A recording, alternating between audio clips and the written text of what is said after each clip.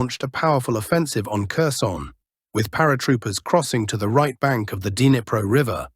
Good day, dear friends. Here, in our daily format, we analyze the frontline situation, study and discuss maps showing advancements or retreats, and draw conclusions and forecasts about how specific events might impact the overall situation at the front. Before we begin, I would sincerely like to ask you to subscribe to the channel. Your subscription helps support its growth. Thank you to everyone who has subscribed. In the last day or two, there have been significant issues in the rear areas of the Russian Federation. Drone strikes were reported in Kazan, and last night there was a strike on Oryol targeting an oil depot. Additionally, on Friday, there was a HIMARS attack on the city of Rilsk in the Kursk region, which tragically resulted in 6 civilian casualties and many injuries. While there are challenges in the rear areas, the Russian army is making progress on the front, with advances measured in square kilometers daily. Let's open the map and delve into the analysis. As promised on Friday, I'd like to discuss one particular direction where, for the past 1.5 to 2 weeks, there has been a noticeable creeping activity. The American publication Forbes has raised concerns about a potential Russian offensive on the right bank of the Dnipro River in Kherson, aiming to regain control of the city. Let's examine the situation. In the Kherson region, this activity is centered in an area near Novokakhovka, which is under Russian control. On the right bank lies the settlement of Kozatsky, which is under Ukrainian control, while Kherson itself is located 50 kilometers to the south. Currently, Russian Marines are storming islands in the Dnipro Delta, particularly Kozatsky Island and Kruglik Island, which are located south of Kherson. The 61st Marine Brigade is attempting to secure these positions to bring in artillery. This would allow them to maintain constant fire control over the right bank, facilitating the construction of pontoon crossings and enabling a larger landing operation on the right bank.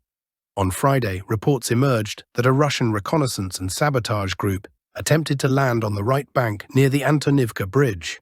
Although they failed to secure a foothold, such raids keep Ukraine's 126th Territorial Defense Brigade under constant pressure and create a sense of panic not only in nearby settlements but also in Kherson itself.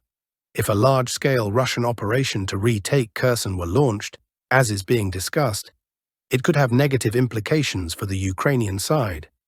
Ukrainian semi-military channels have acknowledged some Russian successes. For example, Russian forces have secured the area of dachas, summer houses, previously held by Ukrainian forces. While this is still the left bank, Ukrainian troops are no longer present there, enabling Russian sabotage groups to launch operations on the right bank, such as in Antonivka. Currently, Russian Marines have managed to land on Kozatsky Island and secure at least its southern part. Additionally, Kruglik Island is under Russian control. Whether a large-scale offensive will follow remains to be seen. However, the accumulation of resources suggests plans for such an operation. Could a landing on the right bank of the Dnipro be successful? One might compare this to the experience of landings in the Kharkiv region. Although the Oskil River is far smaller than the Dnipro, it also had higher right bank positions held by Ukrainian forces. Nonetheless, Russian troops managed to land and establish a foothold, which they have since expanded steadily. Current maps show that Russian forces have moved closer to Zapadne and control the southern outskirts of Dvorishne. With proper planning and scaling of this experience, the Russian command may apply these tactics to the Kherson region. We will see developments over the next month. Now let's move on to other directions. In the area of Velika Novosilka, there have been no significant changes within the settlement itself, which remains under stable Russian control from the east and south. Efforts to gain control over Neskuchny and Storozhevi continue, though without major changes at present. However, Russian forces have advanced north of Velika Novosilka after recapturing Novi Komar. This village is now fully under Russian control, allowing troops to advance west and northwest. They have already reached and entered the first streets of Novosheretovatoye. If this settlement is secured, further movement could target Burlak and Skudne. Kurakov, the presence of Ukrainian armed forces, UAF, in residential areas is no longer maintained. Video footage has already emerged confirming full control of this part of the city by Russian forces. The UAF has retreated to the thermal power plant TPP though how long they can hold out there remains a big question, especially as Russian forces have begun simultaneous assaults on two villages, Ulakli, located here, and Daknaya, situated at the city's exit. Both villages are positioned along the road of life, which has essentially become a road of death, since safe passage is no longer available, and soon there may be no escape route at all. Additionally, the entire territory south of the Suki-Yali River has been confirmed to be under Russian control, including the small hamlet of Gigiant, which had long remained under Ukrainian control but has now also been captured.